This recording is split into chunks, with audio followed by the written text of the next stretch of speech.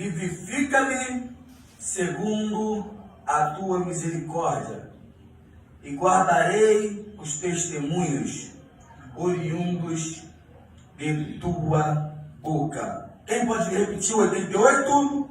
Vivifica-me segundo a tua bondade, então guardarei o testemunho da tua boca. Glória a Deus. Aleluia. Então esse livro de Salmo aqui, Aleluia, é um livro de Salmo, o maior livro da Bíblia,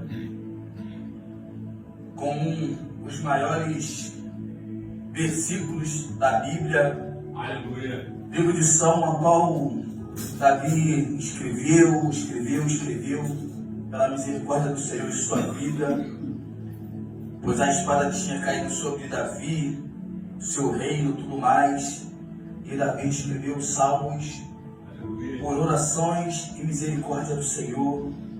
E sabemos que aqui Davi está dizendo para viver aos olhos dele de toda a vaidade. Está dizendo para Deus vivificar o caminho. E assim na nossa vida também, para nós desviarmos nossos olhos da vaidade e nos vivificar no caminho. E o que Deus vai dizer para vivificar segundo a sua bondade ou segundo a sua misericórdia e guardar os testemunhos oriundos de sua boca.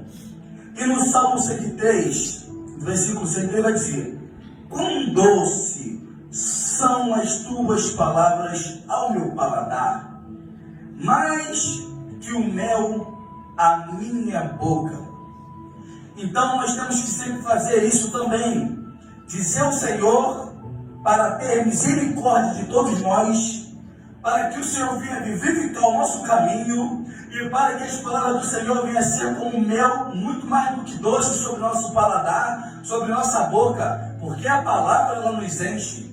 Quando nós se alimentamos da palavra, quando nós pegamos e botamos o nosso fogo sobre o altar, como foi dito pelo Rian, sobre o altar colocar o fogo, mas antes de colocar o fogo sobre o altar, nós temos que limpar e tirar as cinzas, para que o fogo venha a ser atendido novamente, porque o fogo não tem como ser aceso através de cinzas. Se o seu fogo pegou e se o seu fogo acabou, joga as cinzas fora e pega e taca fogo de novo. Faz assim como o apóstolo Paulo fez na ilha de Malta. Paulo, o que ele estava fazendo? Paulo estava em Malta catando lenha, catando graveto para pôr fogo. Mas quando Paulo ele cata lenha para pôr fogo, o que acontece? A víbora morde a sua mão. E sabemos que a víbora do deserto é uma serpente venenosa, diferente de outras cobras e diferente de outras serpentes. E se você pesquisar o que é víbora do deserto, você vai ver como ela é. E ela é medonha, dá até medo de você olhar ela. E o que vai dizer? A víbora morde ele, mas nada aconteceu com ele, porque ele estava catando lenha para fazer o quê? Para pôr fogo. Aleluia. E sabemos que o inimigo, ele não consegue entrar no fogo. Quando você tem fogo, o inimigo se queima. E o inimigo se queimando, ele não consegue te atacar, porque você tem fogo sobre o altar. Você tem fogo sobre a tua vida. E o que acontece? Eu lembro do profeta Elias, quando ele estava discutindo ali com o povo, debatendo contra Baal, contra os profetas de Baal. E os profetas de Baal fazendo o altar deles e tentando fazer cair fogo do céu. E ali os profetas de Baal não conseguiram fazer cair fogo do céu. Mas o que Elias fez? Elias reconstrói o altar e joga água sobre o altar. Sabemos que o fogo não caiu ali de Baal e não teve cinzas.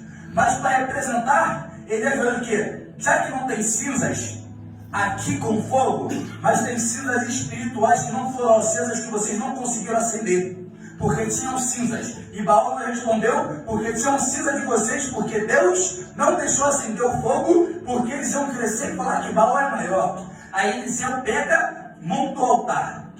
Eliseu monta o altar, pega a água, manda trazer os servos, trazerem água, o povo trazendo água, e joga água sobre o altar. Joga água sobre o altar. E como você vai acender fogo em cima de água? Mas sabemos que a água simboliza vida. E ele limpa aquele altar, trazendo vida para aquele altar, tirando tudo de ruim daquele altar. ele monta o altar, representando as tribos de Israel. E quando ele ora para o Senhor, ele ora e o Senhor manda cair fogo sobre o altar. E depois cai fogo sobre cada um profeta de Baal. E matou todos eles. E o que vai dizer? Quando nós pegarmos, nós estivermos cheios, e depois que nós esvaziarmos, para tirarmos a cinza das nossas vidas, nós temos que ter a palavra da vida. E nós tendo a palavra da vida, nós estamos varrendo todas as cinzas. E varrendo todas as cinzas, a água que jorra a vida eterna cai sobre nossas vidas e nos limpa. E quando nos limpa, aí cai o fogo sobre o altar nas nossas vidas. E o fogo vem caindo sobre o altar. E caindo sobre o altar, nós continuamos com a chama acesa. E foi assim também com o apóstolo Paulo na ilha de Malta. Acharam que ele ia morrer, só que a serpente não conseguiu matar ele. E a serpente simboliza Satanás desde o jardim do Éden. Desde o jardim do Éden, ele veio como um dragão, uma serpente voadora, e fala com Eva, e Eva cai no pecado, e Adão também cai. E quando ambos caem no pecado, Deus fala para a serpente: agora você se rastejará e comerá do pó da terra. Deixou de ser dragão para virar serpente. E nessa da serpente, ela não consegue. Mas o que a serpente faz? Se fosse o dragão antigamente, ele veria pelos altos, tentar nos dar bote pela nossa cabeça. Mas não, rastejará pelo chão. Rastejando pelo chão, a serpente fica escondida para dar bote. E quando nós estamos desprevenidos, ela vem dar o bote certo. E nós temos que estar o quê? Prevenidos aos ataques do inimigo que sempre vai vir sobre nossa vida. Porque se nós estivermos desprevenidos e nós estivermos com cinzas, o inimigo vai vir e vai dar o bote sobre nossas vidas. E quando ela dá bote em Paulo, nada acontece com Paulo. Paulo se permanece de pé. E acharam que Paulo era Deus. E ali Paulo vai para a casa de um centurião. E chega lá, cara, de centurião, o que Paulo faz? Paulo ainda salva aquela família.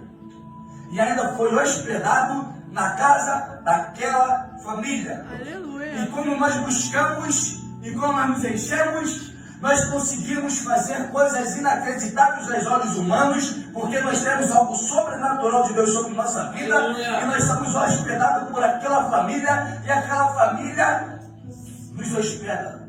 E quando nos hospeda, vem salvação sobre aquela casa. Então nós temos que fazer a diferença. Nós temos que limpar a cinza do nosso altar para que venha mais fogo sobre nossa vida, para que o quê? Nós viemos salvar mais vidas lá fora, que nós viemos salvar famílias. E aqui vai dizer no livro de Salmos: vivifica-me segundo a tua misericórdia, ou segundo a sua bondade. Mas para Deus vivificar, segundo a sua misericórdia, para Deus vivificar, segundo a sua bondade, nós temos que tacar fogo sobre o altar. E nós tacando fogo sobre o altar, Deus ele vai fazer, e Deus ele quer agir a cada momento. Mas para Deus agir, nós temos também que agir. E se nós não agirmos, não tem ação. E para ter ação, tem que ter reação. Então, para ter ação, nós temos que agir. Nós temos que ter a nossa reação e a nossa convicção que Deus ele vai fazer coisas nas nossas vidas. Então, nós temos que ser vivificados. Quando fala vivifica-me, ele faça viver segundo a tua misericórdia. Então nós temos que viver para a misericórdia de Deus vir sobre nossas vidas. Tem gente que fala, temos que pregar o que vivemos, mas também nós temos que pregar o que crer, porque se eu não fiz um morto ressuscitar, eu não posso pregar sobre isso. Então, porque tem que falar que a gente tem que pregar o que vive. Então, se eu não fizer o ressuscitar, eu tenho que tirar essa palavra daqui e não pregar ela. Mas nós temos que pregar o que crê, para que venha ser vivificado. Para que o dia que acontecer, nós cremos que Deus ressuscita. E quando chegar o momento, Deus usará nós como vasos, como fogo sobre o nosso altar, e fazer aquela vida viver. Foi assim que Jesus fez com Lázaro. Fez viver. E depois fez com os discípulos. ressuscitarem pessoas, sombras curarem, paralíticos andarem, cegos enxergarem, pessoas serem curadas, cegos veem, surdos ouvirem, mudos falar. E Deus, Ele quer nos usar capacitadamente, mas nós temos que botar a nossa vida sobre o altar e acordar nas madrugadas. E é difícil acordar nas madrugadas, porque às vezes o cansaço diz alto. Imagine, você vai trabalhar no dia de semana, é o dia mais pegado, e Deus te acorda no dia que é mais pegado. Aí você fica, que isso, Senhor, tem que orar. Mas às vezes o cansaço fala mais alto, porque a gente lembra do dia de amanhã, que lembra que nós temos que trabalhar pesado e acaba nem orando, e Deus tem um mistério para fazer, aí acaba o quê? Atrasando o mistério. E Deus tem mistério para fazer, e nós às vezes atrasamos o mistério de Deus na nossa vida. E Deus não quer que nós atrasamos o mistério dele na nossa vida. Deus quer que nós oremos. Deus quer que nós paramos, estudamos e guardamos a palavra. Apocalipse 1:3. Bem-aventurado aquele que lê, aquele que ouve, aquele que guarda as profecias deste livro, pois o tempo está próximo. Então, se nós pararmos para ler, estudar, pararmos para orar, o tempo vem ser próximo. E o fim do tempo está chegando, mas nós temos que estar com brasas vivas na nossa vida. E tendo brasa viva na nossa vida, nós chegaremos aonde Deus quer que nós chegamos. Deus quer nos usar, Deus quer nos capacitar, Deus quer nos levar longe. Mas nós temos que dar lugar para Deus. E é difícil dar lugar para Deus porque a luta é grande. Tem dia que nós estamos empolgados em dar lugar, mas tem dia de cansaço que a gente não dá lugar, mas é no cansaço que temos que dar lugar. Temos que estudar, temos que ler, não só orar na igreja, mas também em casa. Quando estiver na rua, pega o telefone, vou dar uma lida. Quem tem Bíblia no telefone também dá uma lida, porque ali nós estamos se alimentando. Deus não pega profetas parados, mas pega profetas em ação. E quando nós estivermos em ação, Deus vai usar. E nós tendo em ação, Deus vai nos usar tremendamente para dar livramento para outras pessoas, para curar outras pessoas, para levantar outras pessoas, para pegar e lutar contra o inimigo. O fogo sobre o altar da nossa vida vai queimar o inimigo espiritual. Ele não vai conseguir chegar nem perto. Diz a Bíblia que ele está ao nosso derredor, não ao redor, ao nosso redor, campantes ao nosso redor, e ao nosso derredor, um pouco mais à frente, está o inimigo nos observando. Por que ele fica ao derredor, mas não ao redor? Porque ele sabe que se ele chegar perto do redor, o fogo sobre o altar vai queimar ele.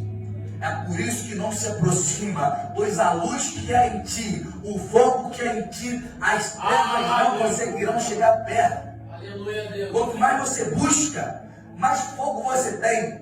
Quanto menos você busca, menos fogo você tem. E quando você não busca, fogo não tem.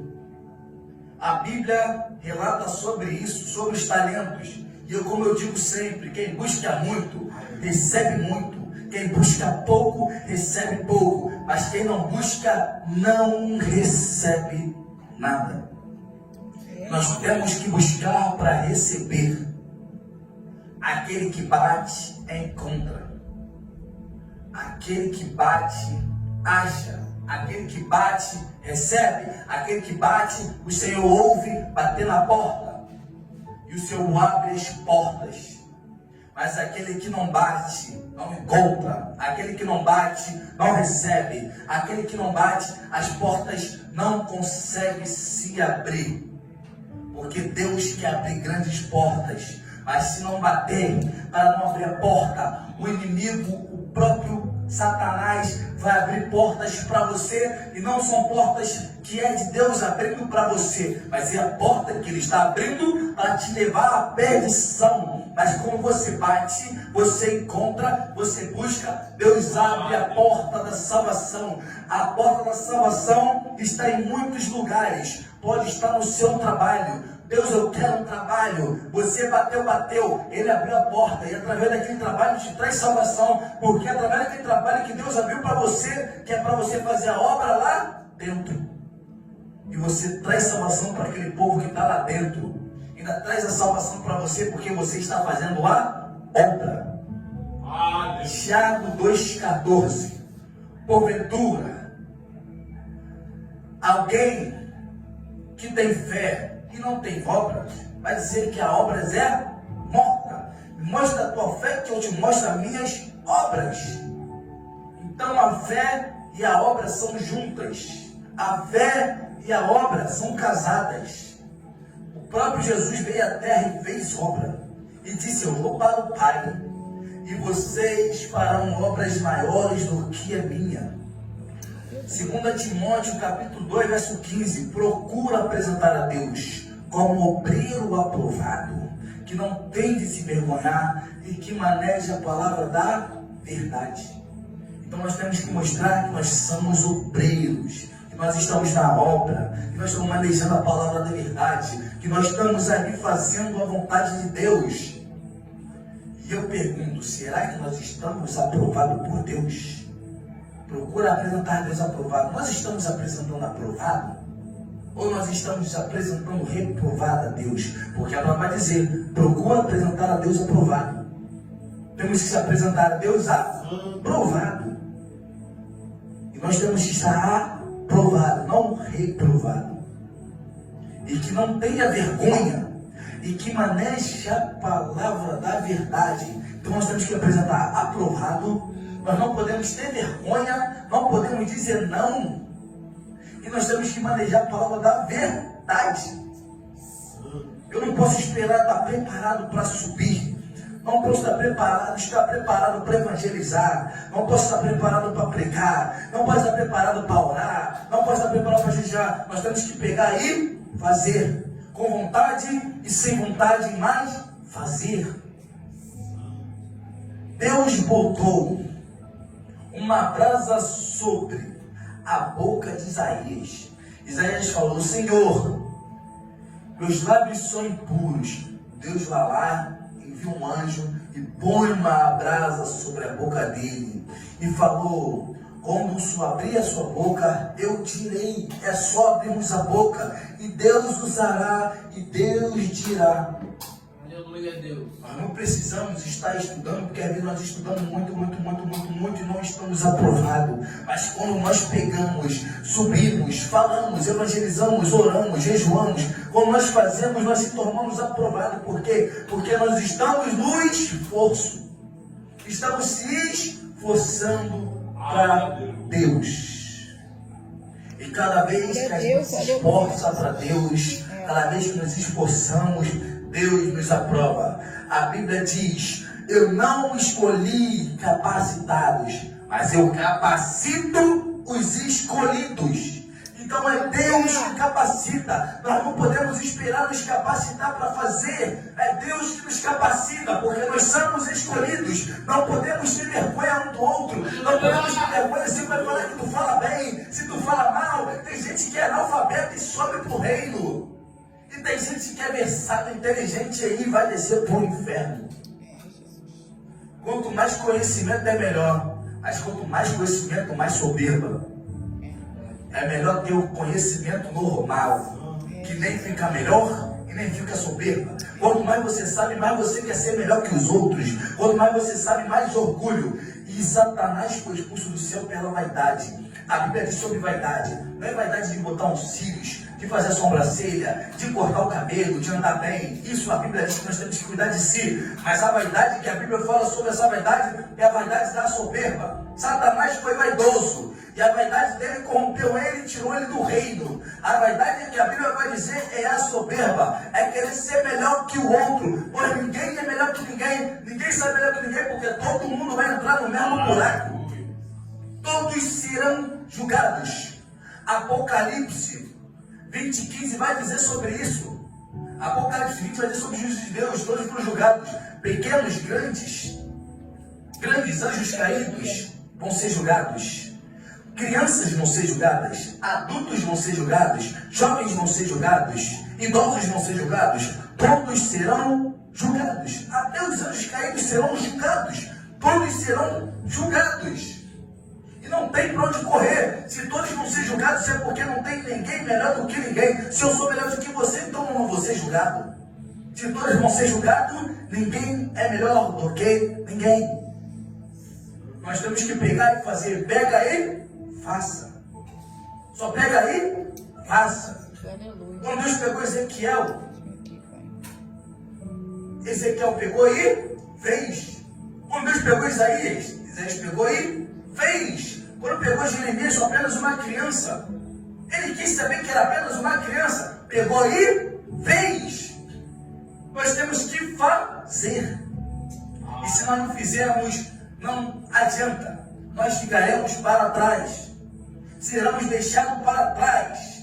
Porque nós estamos botando empecilho no meio das coisas e não estamos querendo fazer nada, porque nós queremos inventar desculpa de que temos que melhorar nisso, temos que melhorar naquilo para poder fazer algo. E Deus não quer esperar você fazer isso e aquilo. Se eu vou esperar para melhorar, e se eu partir antes, eu não fiz nada, porque eu estava esperando eu melhorar para fazer. Nós temos que pegar e fazer. Fazer a vontade de Deus. Jesus desceu à terra e disse: eu vim fazer a vontade de meu Pai. Então nós temos que fazer a vontade do Pai. E nós temos que fazer a vontade do Pai. Não a nossa vontade de esperar, mas sim a do Pai. Jesus nasceu pequeno, bebê, estava já sendo perseguido e teve que fugir para o Egito, até lá de morrer. Jesus, depois com 12 anos de idade, estava ensinando um tempo para mestres já velhos, caducos, adultos, sendo ensinado por criança. Nós temos que pegar e fazer. Jesus depois continuou fazendo a obra até ele morrer e ressuscitar. Então nós temos que fazer. E nós fazendo, Deus, Ele nos ajudará. Deus porá palavra sobre nossas bocas. Aleluia. E nós pegamos e fazer é melhor do que não fazer. Nós pegamos e fazer é melhor do que esperar para fazer. Nós pegamos e fazer é melhor do que nós ficarmos estudando, lendo, orando, jejuando para fazer. Deus quer que nós pegamos e faça. Faça, mas continue lendo. Faça, mas continue orando. Faça e vai se aperfeiçoando. Nós temos que se aperfeiçoar, porque se a gente não se aperfeiçoar, não adianta. E eu lembro quando eu entrei para o Evangelho a primeira vez na minha vida, eu não sabia de nada, mas eu tinha aquela coragem de dor e eu ficava na igreja, tinha uma oportunidade, ficava dando um versículo. E vou dar esse versículo aqui, ó. A gente nem lia a Bíblia toda, a gente nem lia um capítulo inteiro, a gente só lia versículos isolados. Não, que é uma oportunidade. Fala esse versículo, eu vou explicar só esse versículo. A gente pegou e fez até Deus aperfeiçoar a nossa vida. Aleluia. E até hoje nós estamos aprendendo. Aleluia. Até hoje nós estamos gerando conhecimento para que a gente venha andar conforme o que o Senhor quer. E nós andamos conforme o Senhor quer, Deus vai fazer. Segundo a Crônicas 7:14 vai dizer: se o meu povo, que se chama pelo meu nome, se humilhar e orar, e buscar a minha face, e se converter dos seus maus caminhos, então eu ouvirei dos céus, perdoarei os seus pecados e sararei a sua terra. Então o povo tem que fazer o quê? Tem que chamar o Senhor pelo nome, tem que se humilhar, tem que orar, tem que buscar e se converter todos os dias.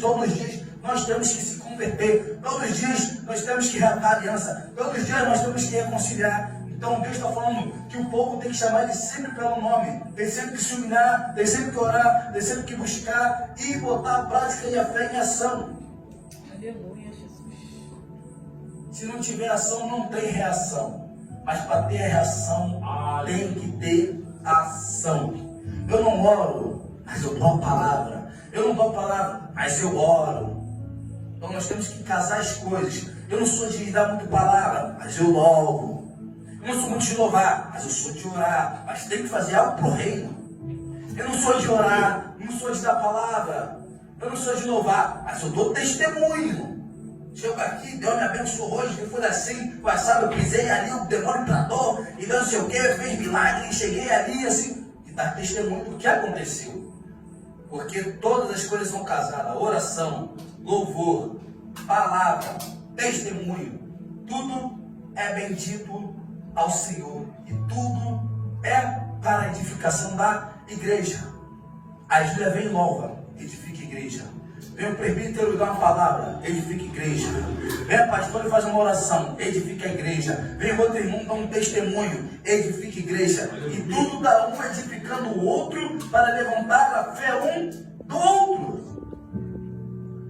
E devemos suportar a fraqueza dos fracos, não agradar nós mesmos, mas agradar uns aos outros, para o que é bom na edificação. Romanos 15 vai dizer, eu sempre falo de Romanos 15, é agradar um ao outro na edificação. É Salmos 133, com bom e com suave que os irmãos convivem em união. Conviver em união é não chegar a dizer, varão não sabe pregar direito, mas estamos em união, vamos lá, pregando. O outro não sabe louvar, a outra não sabe louvar, mas estamos em união. Aí continuamos, tá louvando, mas a gente vai falar, não sabe. Falar, que bom, que Deus continue usando. Que continue usando e Deus faça usar mais ainda. Que venha aperfeiçoar mais ainda. Usa essa pessoa, Senhor. É um incentivar o outro. Não ser um melhor do que o outro. Ó, como é que eu sabe que os irmãos convivem em união? Quando você convive em união, o que acontece depois? O óleo precioso que desce sobre a barba de Arão. Então, para o óleo precioso chegar sobre a barba, tem que passar pela cabeça. Então, o óleo desce pela cabeça até chegar à barba.